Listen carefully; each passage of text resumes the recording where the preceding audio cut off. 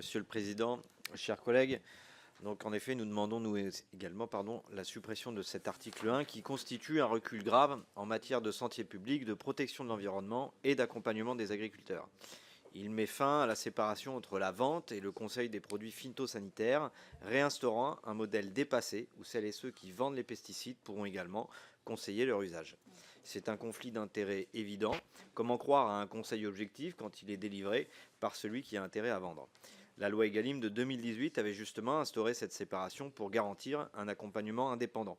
Aujourd'hui, alors que la France est le deuxième utilisateur de pesticides en Europe, alors que 17 millions de nos concitoyens ont bu une eau contaminée en 2023, quelque part, vous proposez ici de faire machine arrière. Le Conseil stratégique devrait au contraire devenir une mission de service public au service de la transition écologique. Et pour toutes ces raisons, nous demandons donc la suppression de cet article. Je vous remercie. Merci, Monsieur Cernon. Madame la rapporteure, sur ces deux amendements de suppression. Alors, je vais m'exprimer globalement sur la philosophie de cet article et sur ma position par rapport à cet article. Moi, je pense qu'il faut faire preuve de pragmatisme et regarder ce qui se passe réellement sur le terrain. Ce qui se passe, c'est que on n'arrive pas à... Enfin, ça ne fonctionne pas en fait sur le terrain. Les vendeurs de produits phyto ont toujours conseillé les agriculteurs. On peut être d'accord ou pas là-dessus, mais ça c'est la réalité, et continue de le faire malgré la loi Egalim à l'oral. Parce qu'aujourd'hui, l'agriculteur n'a pas pour habitude de payer pour un conseil.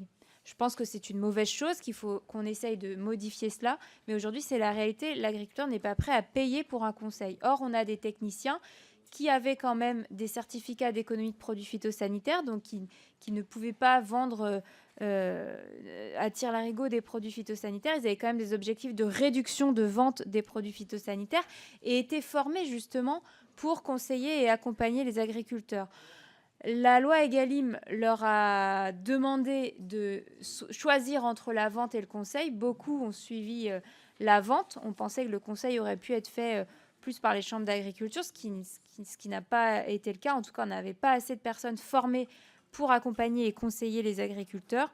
Moi, je pense qu'il faut qu'on revienne sur cette séparation au niveau des vendeurs de produits phytosanitaires et pas des producteurs de produits phytosanitaires tel qu'il est proposé dans cet article. Je vous donne ma position globale pour la suite aussi des amendements. Donc je suis défavorable à vos deux amendements de suppression.